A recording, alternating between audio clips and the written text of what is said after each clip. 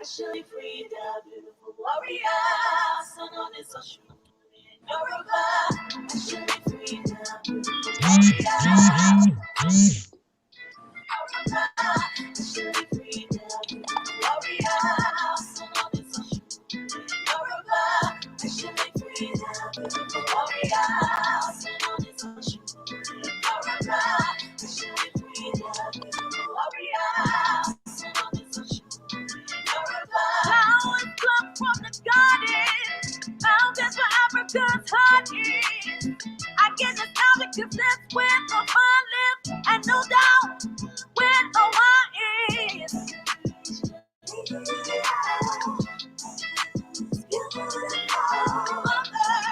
Our true nature starts for your love makes us all one. In the name of the Most High, beautiful warrior.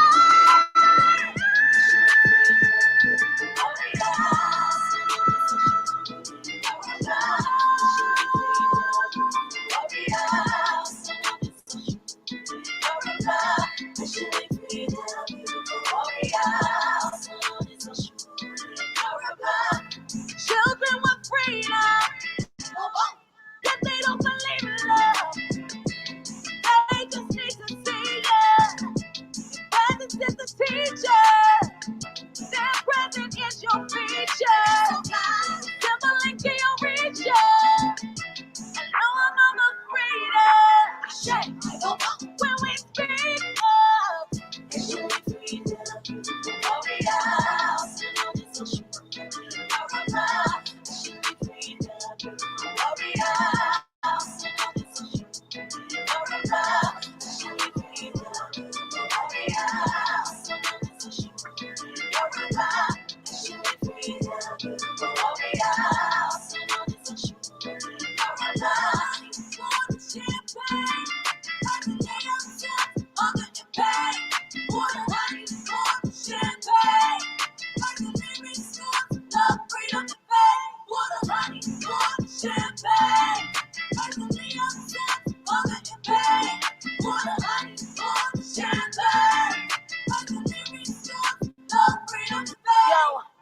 Urgently freedom or Oshun, the force of love, often referred to as the gorgeous one, the irresistible, beautiful warrior who repels people and subdues the source of worth. From Urgently's freedom groove and formula, Cecile Fatima was moved and forth from love, so we blow kisses and thank Mama Frida, aka Oshun, Sheikh Alafia, from Ilebe, West Africa to White Cayman and the diaspora. The sweetest gift from Olodumare, Kaido Bonje, New Extra Madre. The mother of beauty, Oshun is love. Urgently freedom and Oshun the one. Love protects beauty cause love is beautiful. Sex sells for beauty who loves for you to love. Oshun freedom, warrior. Oshun is Oshun, Oshun freedom, warrior.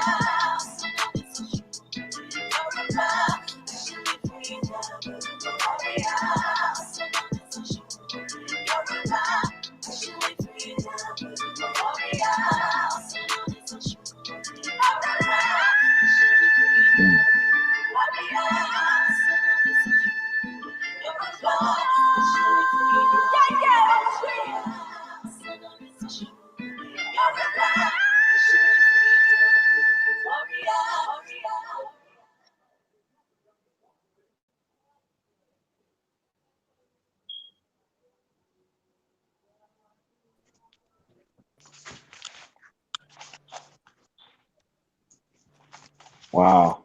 Wow. Dang. Hotep. Alafia.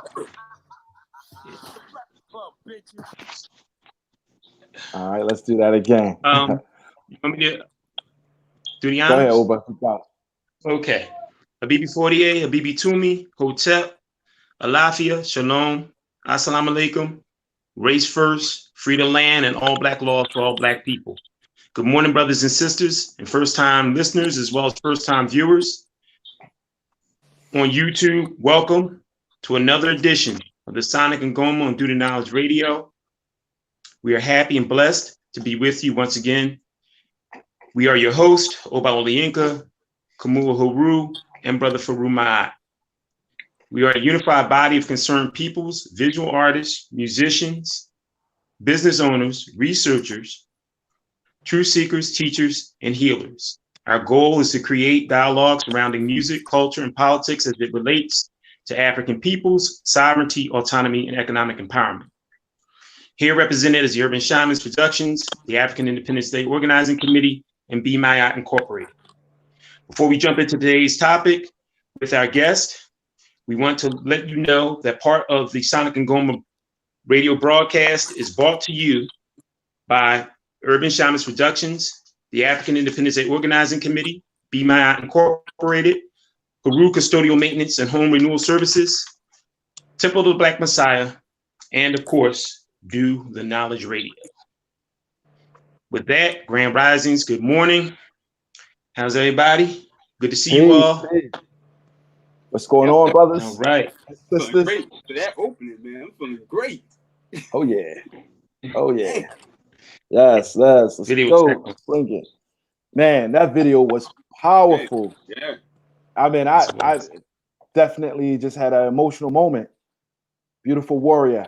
With that was a opening video produced by our guest, Jeff Weaver. He is here with his beautiful wife, Jenavia Weaver, and we're just glad to have them on. Peace. How y'all doing? Oh, you got to unmute. You got to unmute.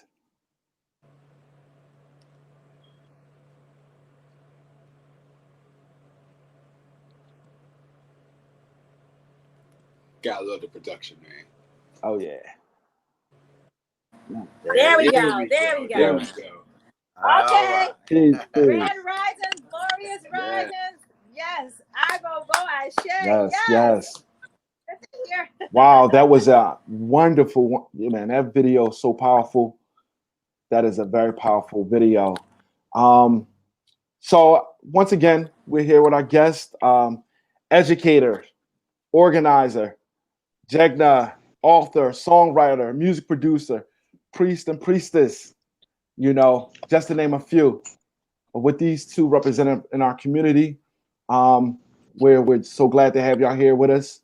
We featured you all on the 16th annual African Independence Day celebration, Maat celebration this past August 1st, Miss Black Jeans. So without further ado, I just wanted to allow you to present yourself. Peace. Peace. Peace. Honor, respect. Honor, respect. Yes. Honor and respect. So yes. I'm Jeff Weaver, and this is my lovely wife. This is Jenavia Weaver, and we are the Weavers.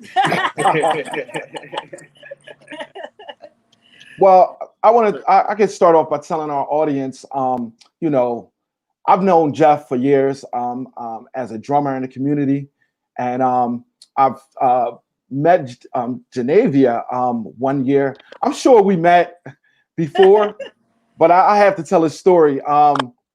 As we normally participate in the Adunde Festival here in Philadelphia, I've taken the responsibility of participating in the traditional drum circle that happens every year at the Adunde, right there, 24th and Bainbridge, on the corner of 24th and Bainbridge.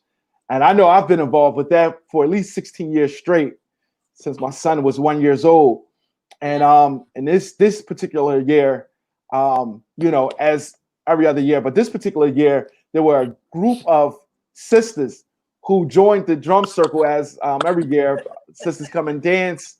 But these sisters, they were coordinated. They had sort of like a dress attire, and they came in with their steps and performing. And I was just like, wow, this was the time that we kind of like conceived the idea of bringing forth a Junkanoo parade to African Independence Day.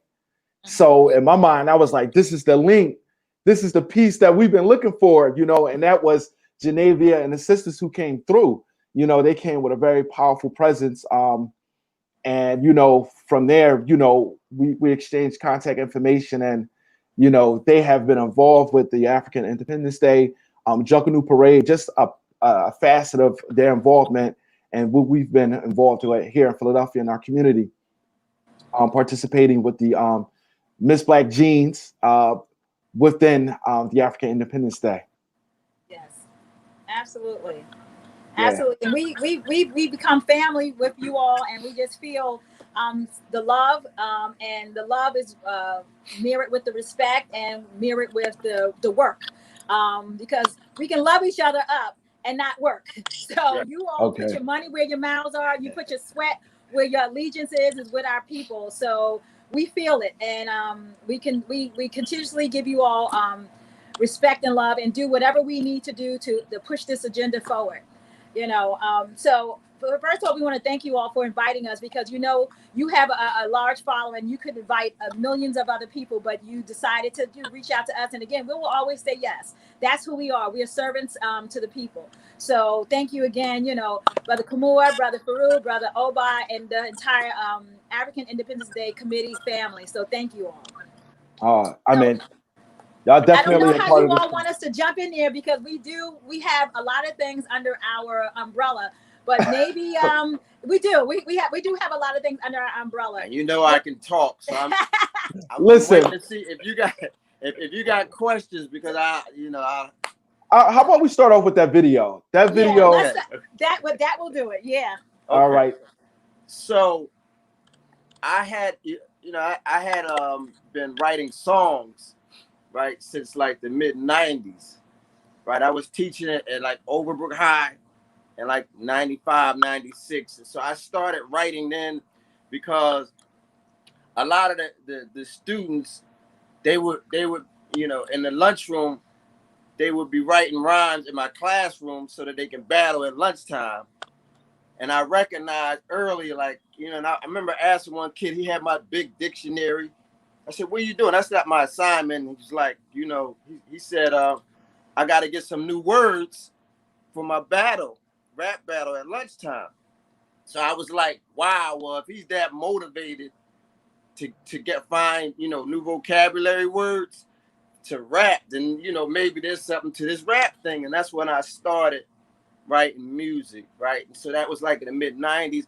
Then, you know, maybe about 5 years or so ago, I just started to fall back, and we started, you know, segueing into the Miss Black Jeans. But I was recently inspired when we had when the quarantine started to, you know, like I actually was listening to a track, and I was trying to write to it, because, you know, we're all stuck in the house. I'm like, well, I haven't written a song in a while. And I'm sitting there, and I actually heard Urgely Frida, right? So you actually heard the Loa singing the hook, you know, Urgely Frida. Don't clown me for singing, man. But I heard the voice, Urgely Frida, beautiful warrior. So then that was the inspiration. That's how that thing started. But the whole point, the message to the song, right? What I was attempting to do, you know, everybody, Black folks have a tendency to stay within their circle, on their block and their tribe, and they fraction themselves off. What we do, you know, we're weavers. You know what I mean? So we try to weave. You know, we got to bring the people together. So I know in Yoruba, Oshun is the force of love. In Voodoo, in Haiti, and in Benin, Urgely is the same force. It's the force of love. It's the force of the river. And so what I was attempting to do is to let folks on both sides know, look, this is the force of love you pray to. It's the same. It's the same force. So if you love Oshun, then love Urgely Frida. And if you love Urgely Frida, then love Oshun, because you already do. You just the same. call it by a different name. And so the whole point, Urgely Frida is the beautiful warrior. So is Oshun in Yoruba. It's the same.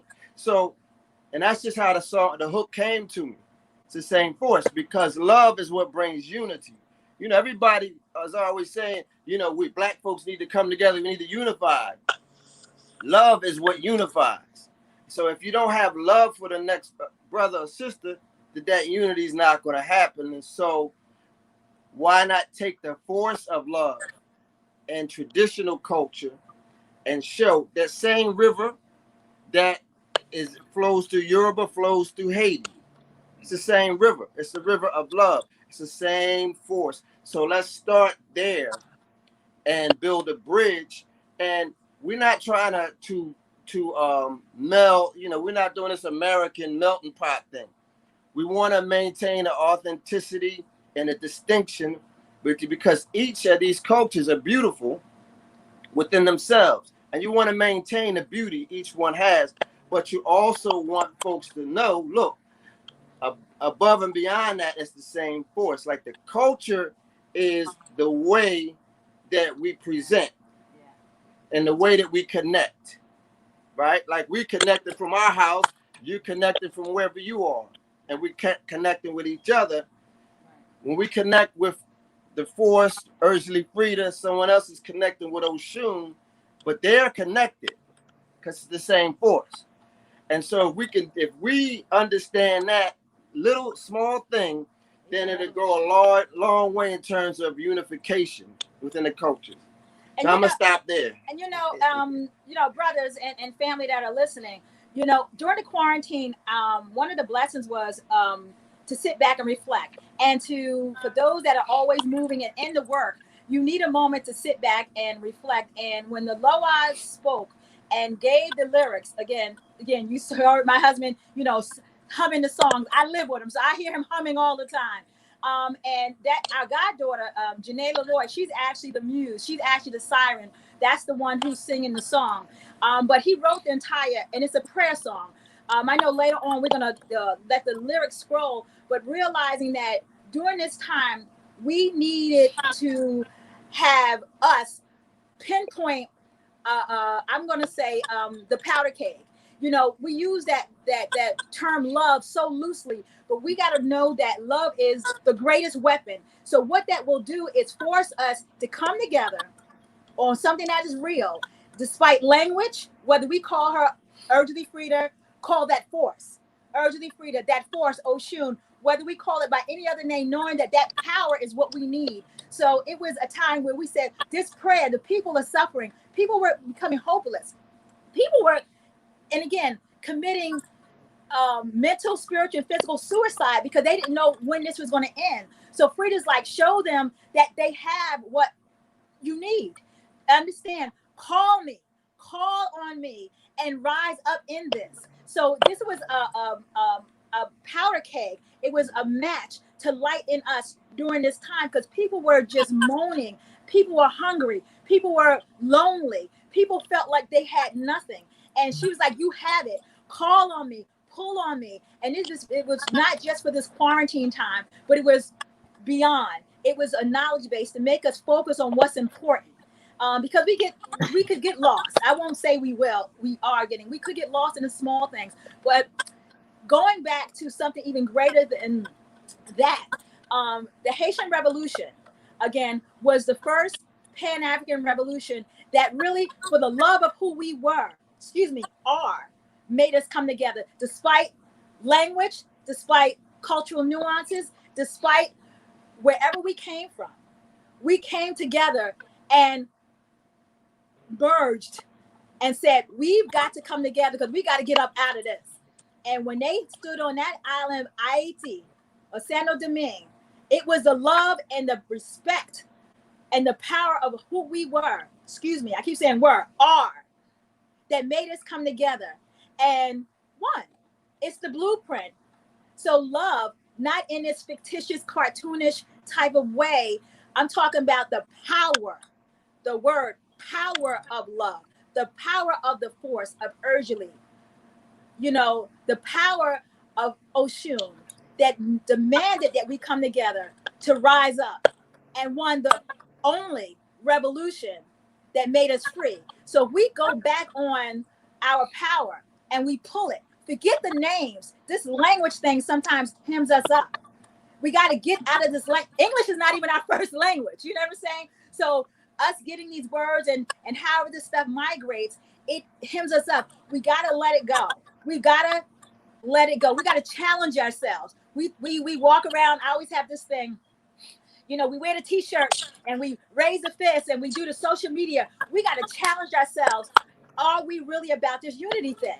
And challenge yourself in that life. In that the most intimate times where you are in your prayers and you are summoning and you call. Am I really about this? Am I going to let language and years of unfortunate things get in between this movement? So Urgently Frida, Oshun said, Urgently Frida, beautiful warrior, also known as Oshun in Yoruba. Like, recognize love is the mightiest weapon. And if we unify around that strength of who we are, that love of who we are, we're going to be all right. Everybody ain't going to make it because everybody don't believe it. They Without might wear love, it. You know? Without love, we will continue to lose. Yeah, we will continue. Because, and I just watched this documentary like 3 o'clock in the morning. My wife was tussling, turning like. But I watched this Vietnam. It was a documentary series, and like I was really like pulled in by it because they were not playing like Ho Chi Minh and the folks. They didn't have the sophisticated weaponry that France had, or that then later when the United States came in. But they had love for who they were and their land. That was their land. And their attitude was, and they had what they were singing songs and chants, and their attitude was, you just gonna have to kill all of us. Like, it ain't sweet. We love who we are. This is our land. We love it. So if that's what it's gonna take, if you want this land, you're gonna have to cover this whole land with all of our bodies. And that was the love they had. And guess what? And history will account. United States never won. They never talk about winning the Vietnam War, do they? Because they got the behinds handed to them. You know what I'm saying? So, because it wasn't sweet. Like Malcolm X said, all they needed was a bowl of rice and a blade. And when the sun went down, it was even Steven. Like, when you got that love in your heart for who you are, you can't nobody beat you. But for us, we have to realize that we, especially on this soil. So in Haiti, what they did, the same ancestors went there, but they took voodoo and they melded them together. On this soil, that didn't happen. So you still have many of us who were unified in bondage. In Haiti, they were initially unified in bondage, but then they flipped it around and they reunified themselves in the spirit of the forces, of the African forces, and that's what was different. But the force of love comes first, because the force of love is what made everybody brothers and sisters. And now we fighting as a family. You know, let somebody, if you got a family that's like that, let somebody trying to run up in your crib. It don't matter who they are. If you're trying to run up and we all up in, like, it's not sweet. It's not going down like that today, fam. You see what I'm saying? But for us, if we look at like, well, yeah, this Negro, he brown skin like me. Yeah, we looks alike, but I don't know that Negro. You know what I'm saying? It's a different mindset. But in Haiti, they resolved that and they became one. They became one spiritual system that contained each of the others within it. So you got different rooms for the different spiritual systems contained in one umbrella of a house, which is now referred to as Haitian voodoo.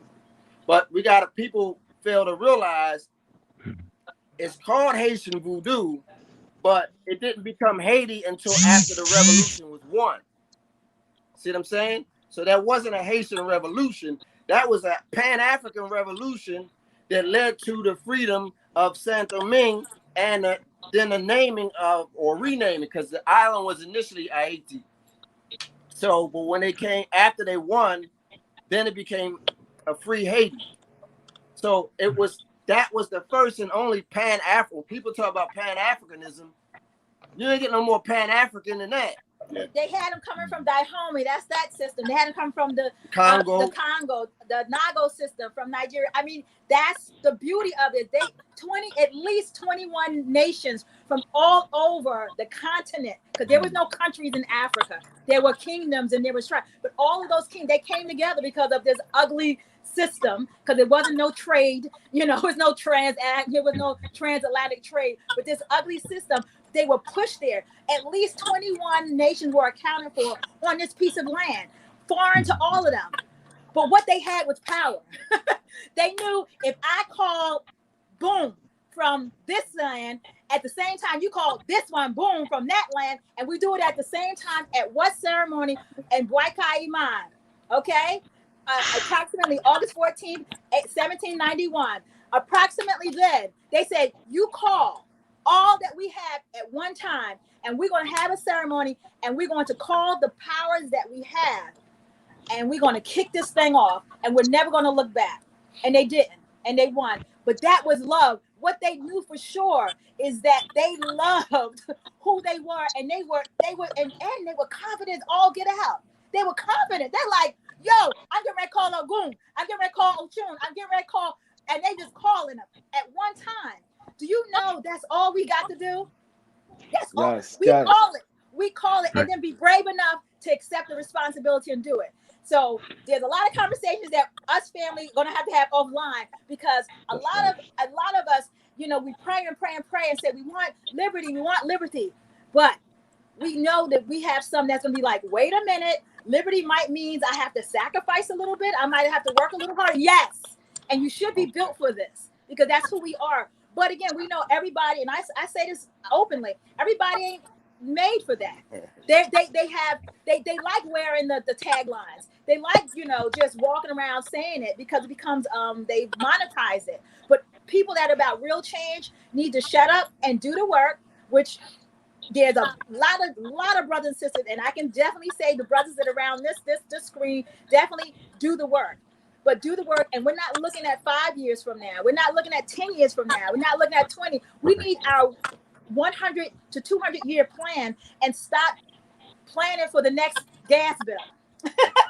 You know, like getting to the next gas bill, the next this bill. We have to start training our minds and our spirits the way that we are, and truly dig deep, so that we have a plan for our children's children. And be okay with perhaps not seeing the fruit of those trees, because that's who we are as Africans. We don't plan for right now, because ideally somebody should have been planning for us, but forget what happened. We know better, so we got to do better. So, you know, that song, that prayer, because that's what it is, and I know later on you're going to scroll the lyrics, was urgently saying, yo, we're warriors. Yo, grab this. Yo, keep moving. And, you know, the reason why we do some of these things, you know, Weaver, and you'll hear me refer to him as Weaver, and I know that's funny to everybody. I refer to my husband with his last name, but hey, this is 31 years at this point. So 31 years. Wow. But Weaver, you know, is blessed with being a conduit. He can write it in a song. So if our people got to hear it through with music, he can summons it with the drums, you know, and you've seen him. He can write it in a book. Well, however the message has to get to the spirit of our people, he's able to. You know, I have my own talents and gifts and skills and all that. I'm just highlighting his as well. But we got to get it to the people some kind of way and touch their spirits. And we want to continuously do that, you know. And one of the ways is through the Shanti, or the song for Earthly Frida. Another way is through his book. Another way is through Miss Black Jeans. And we'll, you know, I'm not sure how you want us to segue into the ways that we get the message to the people, but you kind of let us know. So I'll try to stop there in case you want to, you know, direct. I want to get a brother's opportunity to ask some questions. So sure, yes, Farugh, absolutely. All right, so I'm gonna hold my book. For the sake of time, I had a bunch of questions, but the most important one, I think you kind of touched on. Hold on, what's the name of that book? Mention that name of it. 5 fifths, no compromise. No compromise. Yeah. So I mean, All right, there it is. I love. Yeah, there you go. I love every aspect of the book. But the one thing that really pointed out to me, and that's really dear to me, is you touched on the human rights issue that Malcolm X started in 1965. Absolutely. That's really huge for me. And I just wanted to know your opinion on what's the next step, or how can we continue that work? Great question. And it's funny, whenever someone buys a book and like people ask me to sign a book, I always say, beautiful. So when you finish reading, please give me some feedback, because I really want to talk about it. So I appreciate that question. It's been a long time coming. But that's what's up. But Malcolm was a big influence on my life, on my journey. So back when in my college days in the early 80s, you know, that I used to you know, I studied Malcolm. Like I was, you know, I thought I was Malcolm for a minute. You know what I mean? Like you are Malcolm. Yeah, that was like the movie. I am Malcolm X. Right. So anyway, that was the and I can't remember what speech, but Malcolm discussed the 3/5 compromise, and it always struck me why that got past everybody. Like everybody would remember what he said about self-defense. Right. You know what I mean? They even we discussed the human rights issue, but he said clearly that we were written into the Constitution as 3/5 of a person. Even today, I watch different interviews, and what's the brother's name? Crump, the guy that defends all the you know, black folks. He gets money. He gets money for his clients so that they can go into prosecution. That's what Crump does. Yeah. Interesting. Yeah. So he was on the Breakfast Club, and I know, like, so I have folks on Instagram that are connected, you know, to the Breakfast Club. So I listened to the question, and Charlemagne asked him. He said there's people who are saying that the 3/5 compromise, you know, is still in effect. Is that still true? And I listened. He said no. And so when I heard him say no, I'm like, well, that's, you know, there's a lot of denial. There's a lot of folks who are. It's so hard to believe that we're still constitutionally 3/5 of a person, which is what Malcolm said then. It's hard to accept that because you look at the history from the 60s, and you got the people who were in the civil rights movement, and you say we can't. This is the mindset. We came so far, that can't be so. Right. So now when Michelle Alexander came here to Philly a couple of years ago at Penn, I went and I spoke to her. I mentioned this to her, and she said, that's true. She said, this is before I wrote the book now, mind you. And then at that time, she said, you have to be cautious because she said there's an element of folks in the power structure that are concealing that. So in other words, when, like what happened with Mike Brown, and you have the Attorney General of the state, I remember how smug he was when they came back with the decision, not the prosecutor. So that what that did, it made me realize what Michelle Alexander was saying is that they know the law, and they stand firm on the fact, two things, that the 3/5 compromise was never overturned, right, and that the Dred Scott decision was never overturned. So the Dred Scott decision is based off of the 3/5 compromise, right? So there's no law, no rights that black people have that whites are duty bound to respect. And that's because in the body of the Constitution, we're listed as 3/5 of a person. It says, doesn't say human being, it says person. So now, with that being said, and the fact that there was no amendment that addressed that. Now, remember, these are lawyers, who drafted the Constitution that are in Congress. This is not an oversight. This is deliberate. So that when they shoot us down in the street, and when it goes to a higher court, when they don't have to say, I'm basing my decision on this part of the law. They don't have to say that. Because once they get in that position as a judge, it's understood that as a judge, I was placed in this position to interpret the Constitution. So unless someone else is going to call them or question what are you basing that on, then it just stands. And that's what Michelle Alexander was basically saying. Look, they understand, but they don't care. And so they basically use that to knock us down. So now that was the first part. What I wanted to do with the book is make people aware of the fact that constitutionally we are not human. That's number one. So now how do we become human within ourselves? Like, forget the United States, because the United States don't define who we are. That's right. We're black, right? We're black men and women. We're black people who, I don't know how far I can go if this is rated. Man, speak your heart, bro. Yeah, go. Speak your heart. That's right. Oh, we lost him. Can you? Okay. Yeah, we got a phone call came in and threw us off. Yeah, let's see. All right. Okay, we can hear you though. We still can hear you. We can hear you. Okay, keep going. So, Keep talking.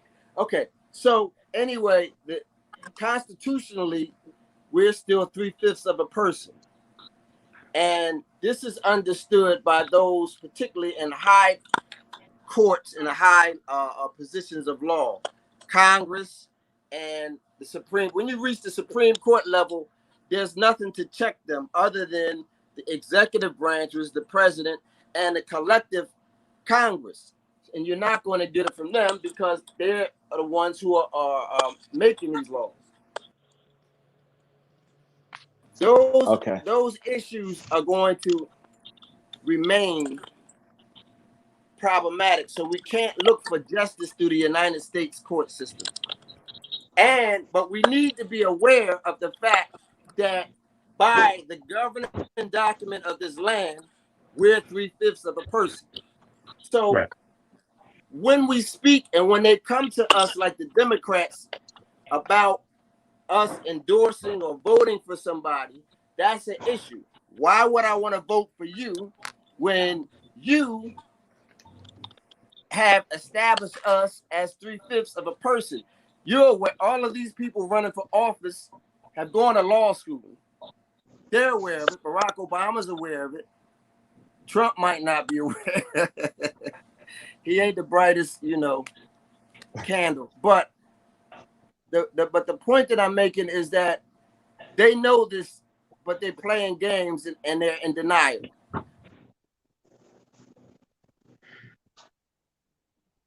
Okay. Yeah, we lost the weavers there for a minute, but I mean, they'll be back because it was very interesting commentary and dialogue I was getting from Baba Jeff. That was interesting. Oh yeah, man, he was dropping it just that moment. Definitely. That's a very real issue, though. You know what I mean? Like, if we're gonna move forward with anything, especially going towards the UN, we got to have our shit together when we present this. Because if we're not considered human beings, then they don't have to do anything. You know what I'm saying?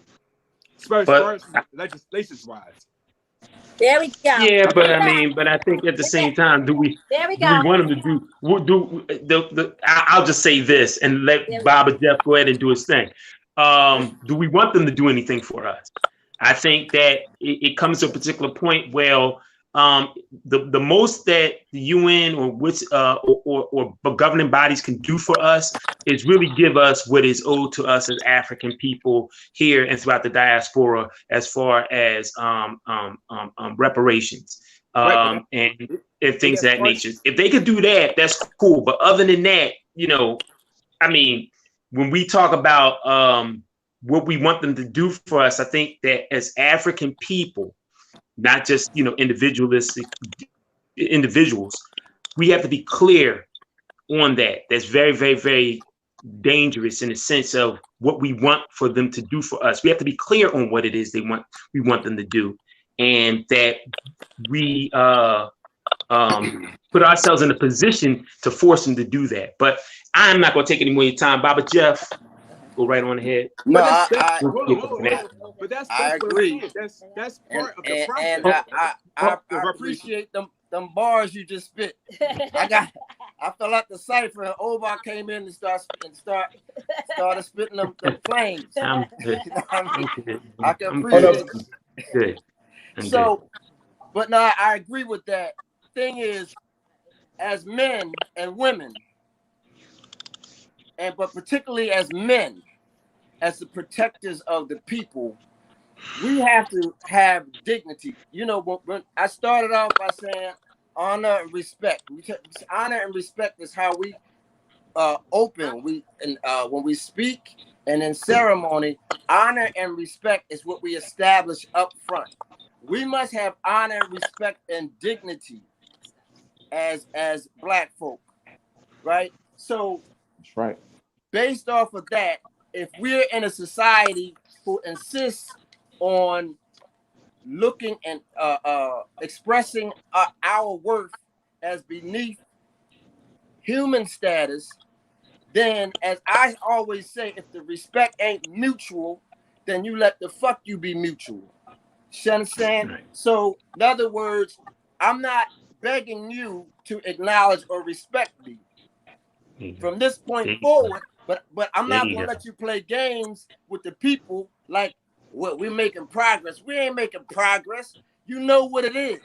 You know, 3/5 compromise is still in the Constitution. Stop playing with me and stop playing with my folks. So that's the first thing. So now, after we deal with that, which I spent too much time talking about these white folks. So how do we become whole? Drum-centered culture, right? Traditional African culture. How do we know what that is? It is drum-centered culture, right? This is what, so within the sphere of the culture, the forces bring forth the information to us and the messages. This is how we connect to African forces, to the Loa, to the Orisha. So the whole notion of understanding that we are drum-centered, and through the drum, we bring ceremony and invocation. That invocation is more than entertainment. It's entertainment to white folks because that's how they understand it. But for us, it's a resuscitation. It's the waking up. It awakens the heart. The heart. Yes, it's like boom. The heart is your heart and soul. I watched this movie, Geronimo, back in the 90s, and when they put the Apaches on a reservation, and then Geronimo was like, "Heck with this, we leaving." It's called Turkey Creek. They jumped Turkey Creek. They had a ceremony, and the soldiers came there, and the shaman was doing a ritual, and they told him to stop because they said he was calling for war. He kept on going, so the soldiers shot and killed the shaman, and then Geronimo and his folks, they just started converging on him. So one of the Apaches had on a uniform. He was with the soldiers, and they said, "Arrest him, arrest Geronimo." So he turned the gun at Geronimo, and Geronimo looked him in his eye and said, "Where is your heart?" And then he shook, and he turned around, he shot the white man. You know what I'm saying? Which is one of the most beautiful scenes I've seen in a movie.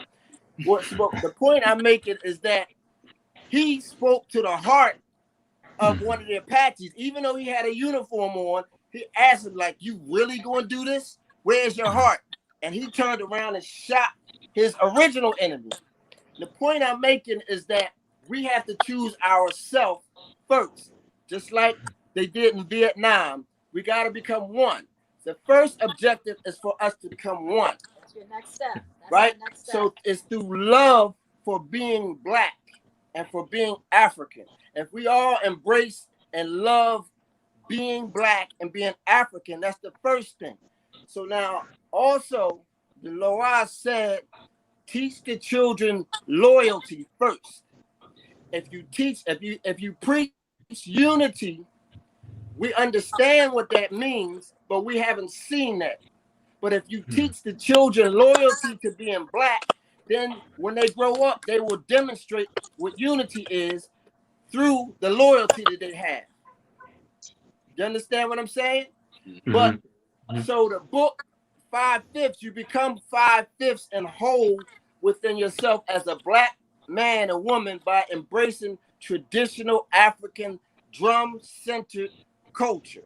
That's how you become 5/5, because that's embracing who you are as a human being, and the heck with what these white folks say that you are, right? We don't care about what a cracker say about us. We don't care what they put in their law books. We are under God.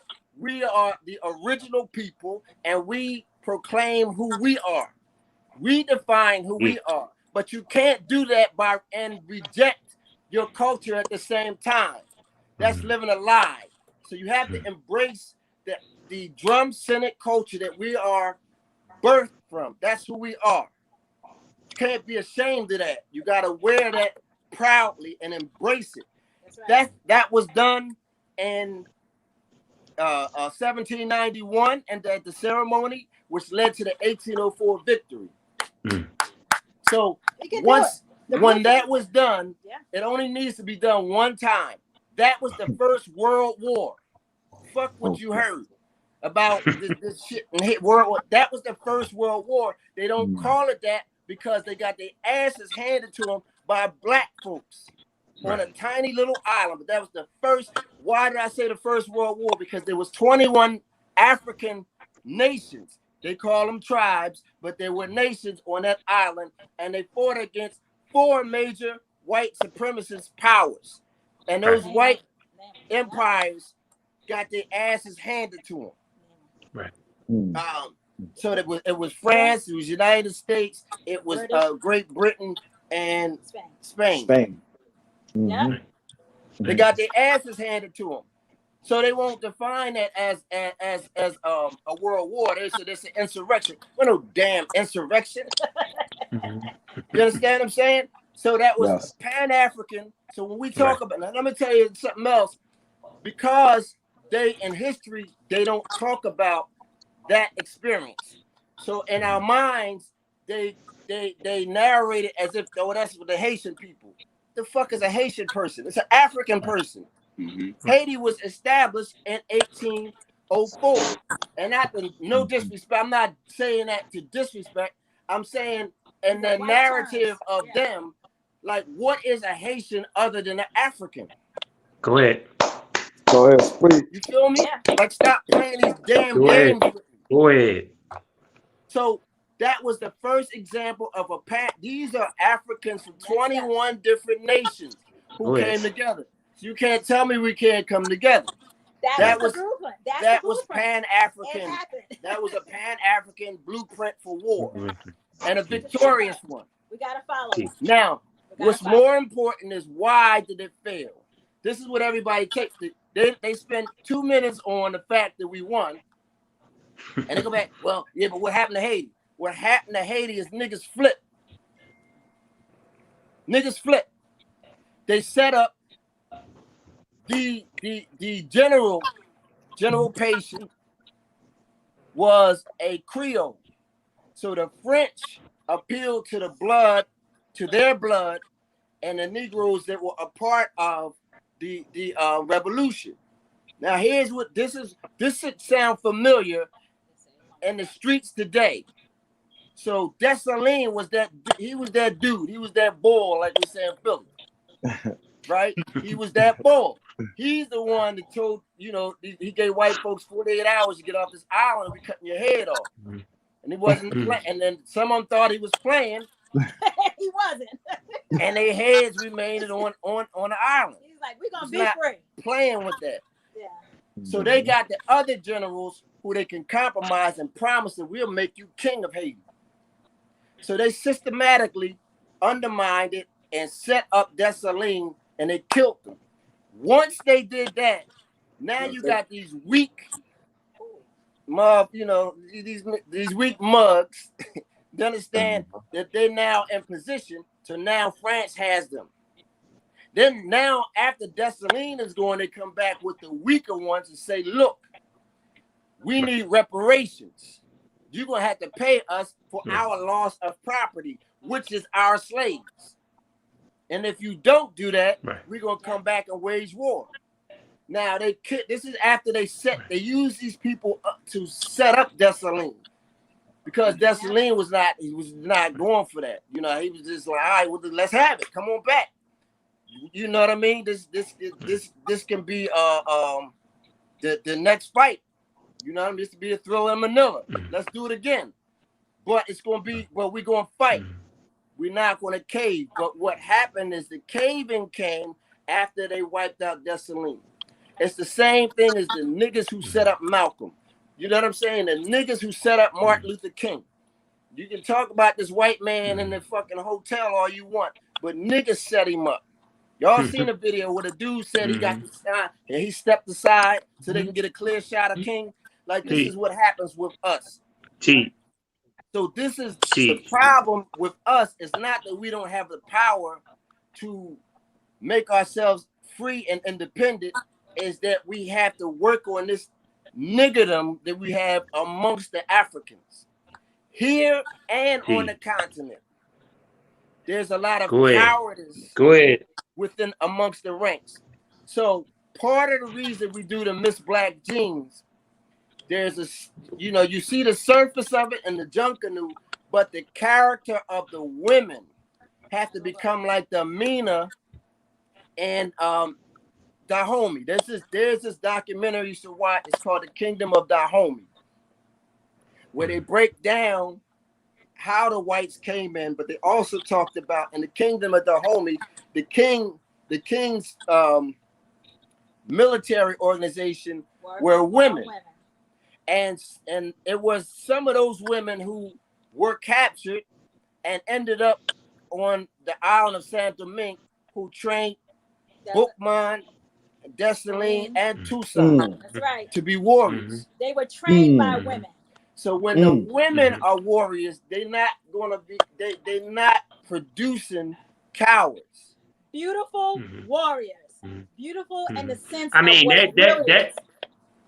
that goes into talking about Yaya Santawa, Queen Nanny. You know what I'm saying?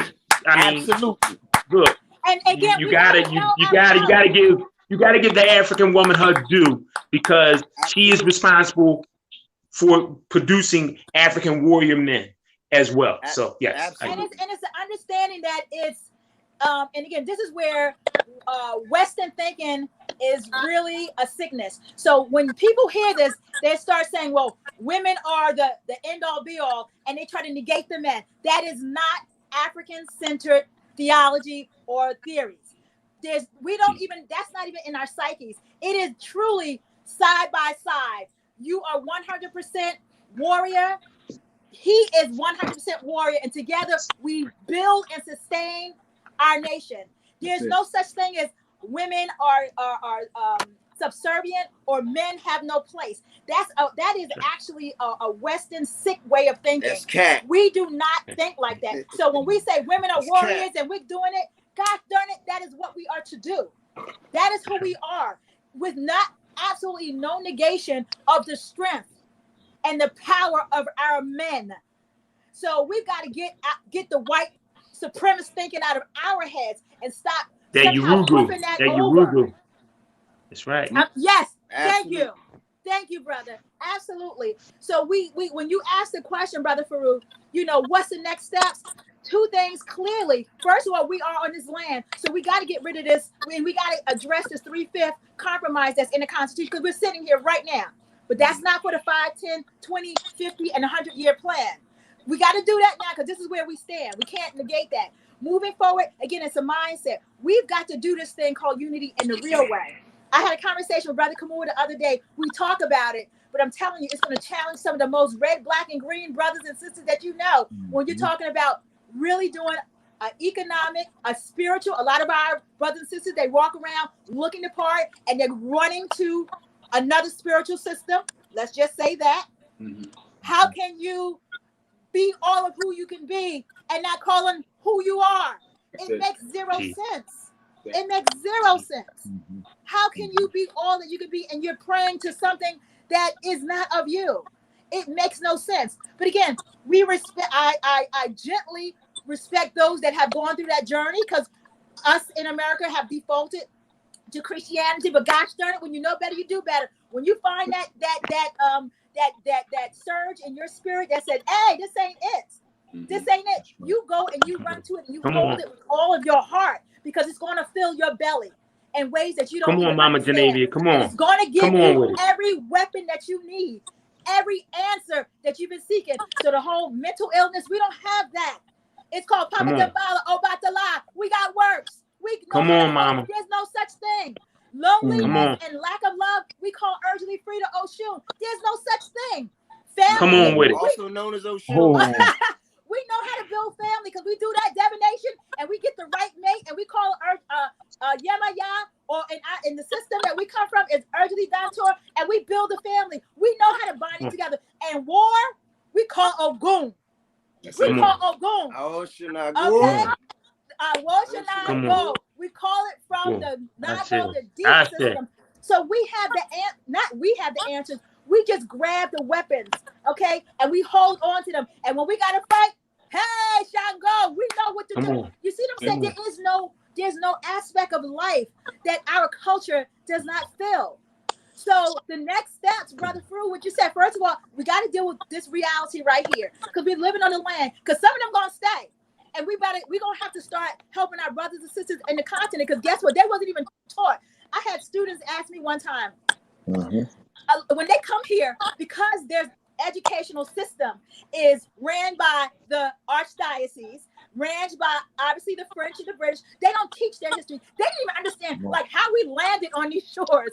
They're not even taught what they're called the transatlantic slave trade, because that's why they come here with such a unfortunate, I would say, disdain for us, because they don't understand. Well, wait a minute, you are in the land of milk and honey. Why aren't you rich? That's it. Wait a minute, you didn't understand that. First of all, I didn't ask to get here, and again, that's a whole nother talk, okay? But they wasn't taught that, so they come here looking, unfortunately, as if they're different or better. But it's a miseducation. So we're gonna have to go over there and really educate our brothers and sisters. Like, guess what? We were the ones that were tossed in the Caribbean, the one that's tossed here. And guess what? We are the survivors. We got that strong blood in us. And yes, we are reclaiming and grabbing onto the tribes and the kingdoms that we were torn from. Not that we didn't fight. Can I just, I don't even got a question, because y'all setting this thing on fire. I love it. We love you all. I want to kind of go back and say, basically, I totally agree with, man, I mean, this is awesome. I mean, it's sending chills up and down my spine, man. This is incredible. I'll say this. One, that at the heart of every revolution is love. And that was something that the great Che Guevara taught. So what you're saying is on point. Love has got to be at the core of this revolution. It has got to be at the core of this movement towards African sovereignty. Without it, won't be successful. Number two thing, Baba Jeff, you were on point with everything. Both of you all, Mama Jenavia, you were on point with everything you said, especially when it came to the Haitian Revolution. But there's another part that I think is missing too, and a spiritual part that's missing that many people don't know about. And maybe you could speak to it, Baba Jeff, when I say that when you take something out of the box and you utilize it as a weapon to destroy your enemy, You have to know how to put it back in the box. And that was one of the parts of Haiti's demise as far as its economic, its social structure, and why Haiti fell apart, even though it got its independence in 1804. Can you speak to that? Because a lot of people don't know, when you're dealing with African spiritual cosmology, when you take something out of the box, when you go to your shrine, when you go to the Orisho, the Abosun, and you're dealing with these shrines. These shrines are living vessels. Yes. You taking something out to utilize it in the best interest of your people, of your community, of African people. But you got to know how to put that thing, once the work is done, back in the box. And if you don't know how to put it back in the box, you don't know how to put that particular force and that energy back in its right place, then it will cause and wreak havoc. The very same force that you took out to defend you will now turn against you and begin to destroy you. So can you speak to that? Because it's very, very important that I think that our viewers understand the significance and the power of African spiritual cosmology. Nice. Great question. Okay. So that was how much time here? I don't. I was like, I'm looking at Brother Khamuo. His little fingers up. He's like, how much time do I have? We want you to answer that question, and we're going to close the, go towards closing. Okay. All right. I'm going to try to be as succinct as possible. So, because that's heavy. It is heavy. It's heavy, but it's real, and it's real even to this day. But here's the thing: there were several African spiritual systems represented on the boats that on the way to the island, right? So you had the folks who came together and created one system. They had different systems that they came with. So now you have these powerful forces. You had Dessalines, who's a child of Ogun. So anybody's in Yoruba, if you're in Lukumi, if you're in Voodoo, you know Ogun is Ogun. He's the general, right? He's the warrior. He's the commander. That's what Dessalines represented. He brought them together. Now this is a war. This is chess. So the French figured out how to undermine Dessalines by appealing to the egos of those who had more white blood in them. they recognizing their blood in these other folks, and they appeal to that. Mm-hmm. So once Dessalines is undermined and he's gone, now at that power that unified everybody, when you have the one alpha male, everybody agrees on. Then when he's gone, now you have General Patient over here, you have Christoph over here. So now things are splintered. So folks start going to what they knew before they were unified. And that's what you're talking about. So now people are going and doing what they're doing. Now you have infighting, spiritual infighting. So like you're talking about pulling the weaponry out. Now it's what we have in the hood, and rather than just shooting guns, people are using their spiritual weaponry against each other. Because the revolution was betrayed. And here's the thing that everybody needs to understand. When Bookman, everybody needs to get Bookman's prayer, right? It's right online. Go ahead. Bookman made a distinction. We're going to say that prayer before we end. He made a distinction between our God and the white man's God. Yes. And here's the other thing I tell everybody. We are not rebels. The white man is a rebel against God. A rebel, the devil in the Bible, the Quran, and any of those Judeo Christian Abrahamic, thank you. They designed the devil is actually the rebel. So when we see ourselves as a rebel, then what we're saying is that the white man is God. By virtue of calling yourself a rebel. So I tell people, I'm not a rebel. I'm an affirmationist. I affirm the one God as the original man, and I refer to them as rebels against God. That's number one. So we're standing in a position under God, and so are the Loa and the Orisha. You understand? So because everybody unified in that ceremony under Bookman and Cecile Fatima, they called the people together under the one true God. And they distinguished themselves from the white man's God. It's like, I don't know who the hell you worshiping and calling on, because y'all some evil bastards. That was the distinction, and that was the clarity needed to win the war. Because now you're fighting a righteous cause. And you're fighting, and at that point, you don't care whether you live or die, because you are aligning yourself with the true creator of the universe. You're in the right space. We have to remove ourselves from that position of seeing ourselves as rebels, because they ain't built like that for real. These crackers are not built like that. We give them power by our disunity and division. So when on that island, when Bookman recited that prayer, he set everything up for what happened in 1804. Dessalines was the alpha male, and he was the child of Ogun, who pushed that whole revolution through and brought it to fruition. But physically, everybody, we have a tendency to give accolades to the person. But we from this side understand that was Ogun. That was led by, it was Ogun, and it was Urgely Dantor, right?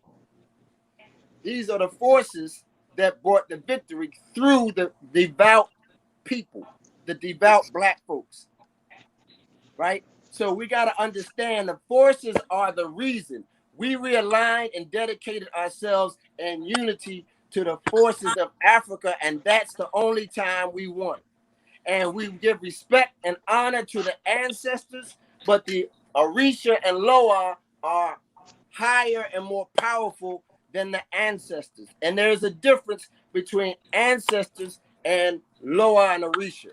And that should be understood, because when it's not, then it becomes disrespectful to the Loa and to the forces. There has to be clarity there, because we have to honor and respect our African warrior ancestors. Because we got to be clear. If you just call all the ancestors, you got some coon ancestors. And you got some clan ancestors. That's right. And the clan ancestors are the rapists who rape our, great. Oh. Wow. Listen. Yo, every time somebody calls, and there be people who are watching this is calling, like, come on, y'all. Of course. Of course. Yeah, y'all got this thing on fire. This thing is still on fire right now. Just leave it. I'm hopefully it'll come back. Y'all can hear my voice, right? We can hear you. Yeah, go ahead. Teach. Go ahead. Continue.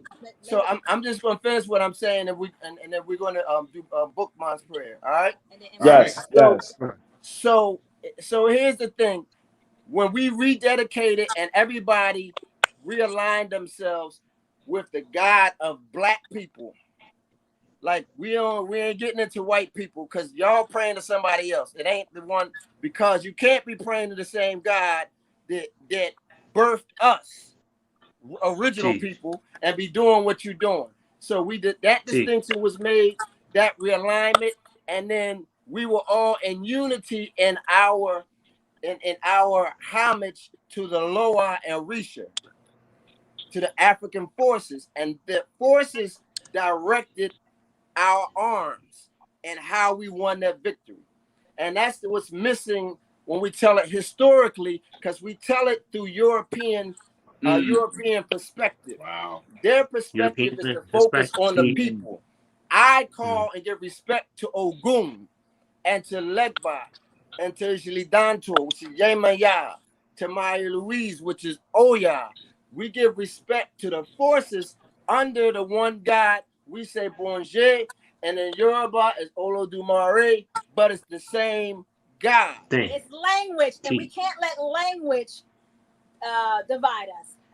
And Yeah. Okay. So we're gonna we want to end I guess our portion with the prayer of Bookman, which is the unified prayer. The unified prayer that 21 nations said around one time that led us to freedom, that led us to, liberty.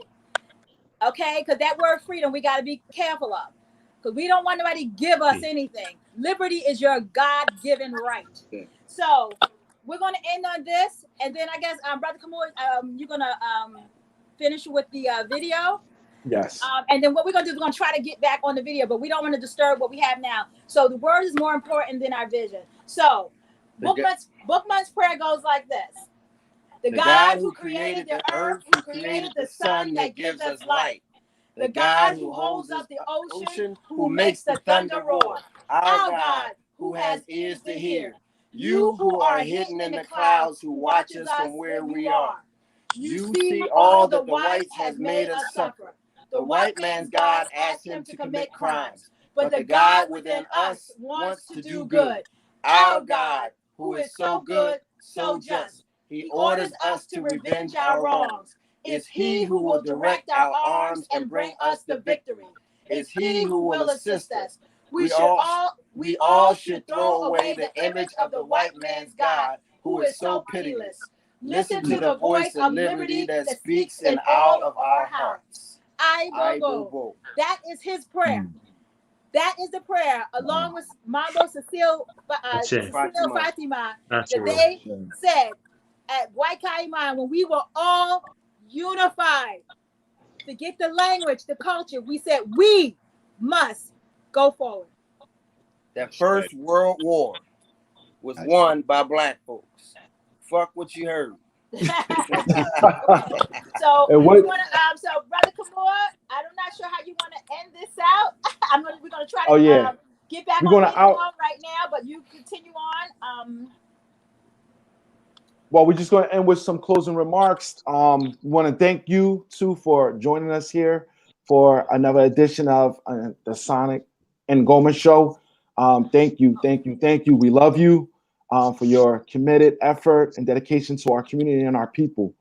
And with that being said, Oba. I'll just say that I have a lot of love for both of you all. And it was about a year ago that you all came to my wedding. Yes. Absolutely. And I'll never forget that with the gift that you gave my wife and I, this plaque right here. We're just gonna come at it. Oh wow! Yes, sir. Yeah. We got it sitting up right on top of our bookshelf.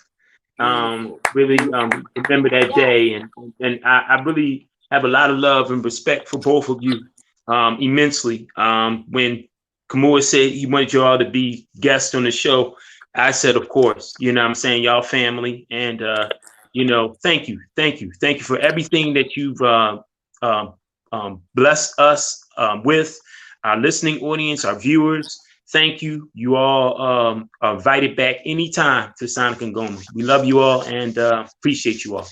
We thank you. The love and respect is mutual, brother, for all of you. Yes. This was a predestined union. Yes. Somebody asked where can they get the book and the music. Yes. The book, please. The book, we put our email in there. Anybody has our cell phone could text us, but you can email 555, the number 55, write it out, no compromise @gmail.com. It's in the there we go, brother. Knowledgeable and Allah, put it back in the chat. Absolutely. And we will come back because we do have a big another big announcement, but we're going to sit down with you all offline. Sorry that the video stopped because again, it seems like when people call, it knocks out your video, but it's all good. I think we feel each other through the through this wonderful platform. Yes, and this is why that's why y'all was chosen to for Black Love Day. Because of the work y'all put in. They say that these are my I love y'all immensely. We know we're family. Literally, we're family. Yes. And so I want to end with this. And this again comes from the book. For those who understand, there's no explanation needed. For those who don't understand, there is no explanation good enough. Thank you so much. Yes, I put that in the book, but that was a direct quote from my wife. Yes, that was actually her quote. Wait a minute. Do we have a congratulations? I see your prints. Yes. Yes, congratulations. Oh, tell my sister. Oh, this is great. Oh my goodness. Yep. Yes. Well, Jenavia, I don't know if you heard the news. Farugh and Oba are new fathers again. Yeah. No, I told you. I told them. Yeah. Oh, wait a minute. So much goes on. Well, congrats. See, this is why we do the work for them, not for us. That's right. No, this is all for them. It's all for them. It's all for the future. Them. Right. So all for them. Yes, we got to make it better. That's right. That's right. Are we going to be able to end with the lyrics of the?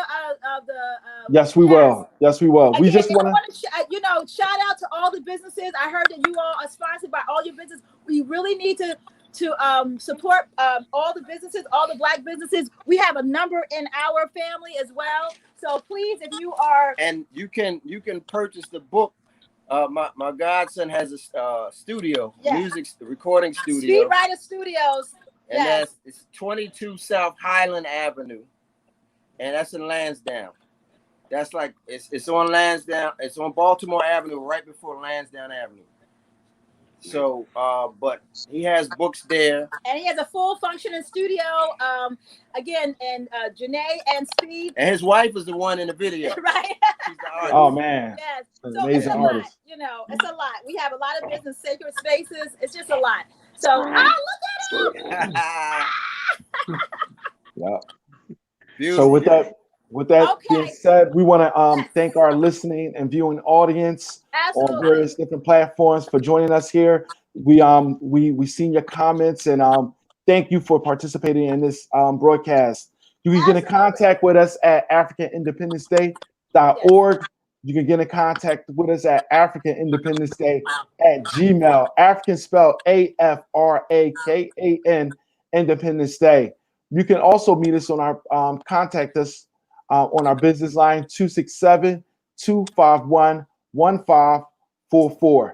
And you can also find us on Instagram at African Independence Day and on Facebook at 16th Annual African Independence Day Maat celebration. We want to just once again thank everybody thank you, Jeff and Jenavia. Love y'all. Absolutely. We're gonna go to the video with the lyrics. Give the drummer some. Give our brother Knowledge Born some love and do the Knowledge Radio. Thank you, good brother. Appreciate it. Yes. Oh man. Yes. I'd be remiss. Thank you, Oba. Do the Knowledge and brother. Do the Knowledge Radio and brother Knowledge Born.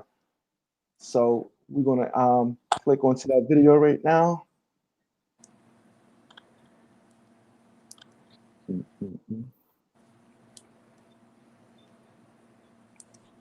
And we'll see y'all next week, right back here at 11 a.m. for another edition of the Sonic and Ngoma right here on Do the Knowledge Radio. We love y'all. Abibifahoodie, Abibitumi, Race First. Love y'all. Black Power. Black Power.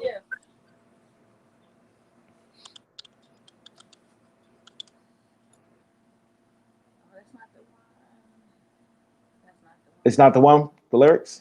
I think. Oh wait a minute. Is that the one? There it is. Yeah, I saw the picture. I was like, oh, that's not the one. Okay, there it is.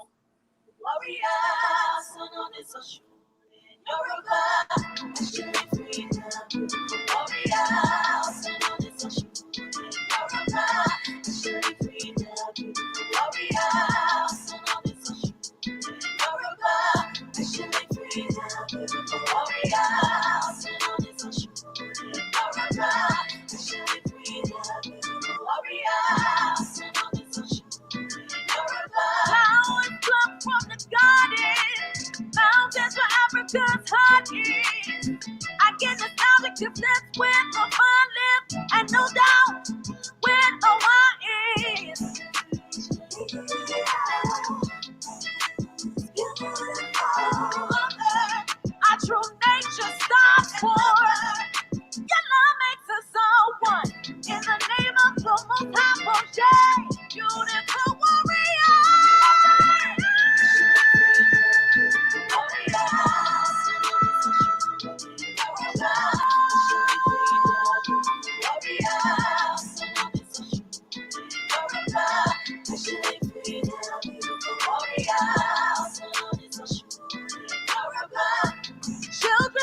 freedom. That they don't believe in love. They just need to see ya. Presence is the teacher. Their present is your feature. Simple link to your reacher. And now I'm on the freedom. When we speak of, I'll be out.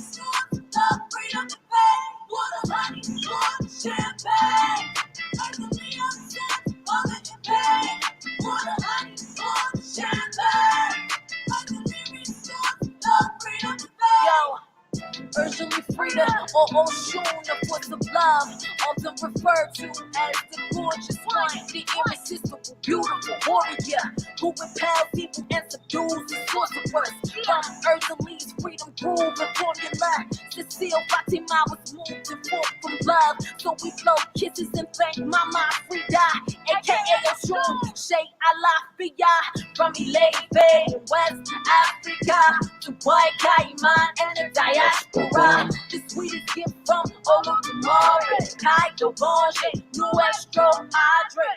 The mother of beauty, Oshun is love. Urgently freedom and Oshun the one.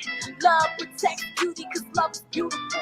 Sex sells for beauty compels for you to love.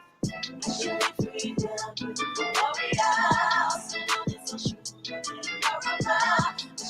freedom, beautiful warriors.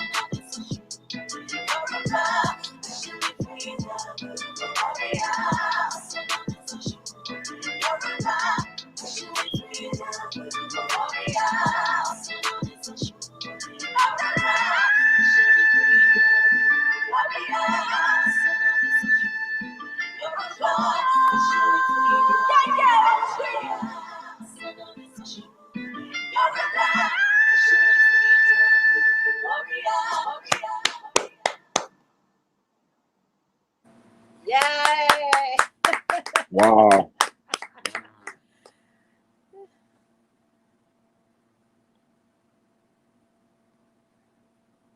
All right, peace, family. We see you all Peace. next Saturday at 11. Peace. Absolutely. All right. Peace and love to you all. Peace and love. Honor, respect. Honor, Honor and respect. respect.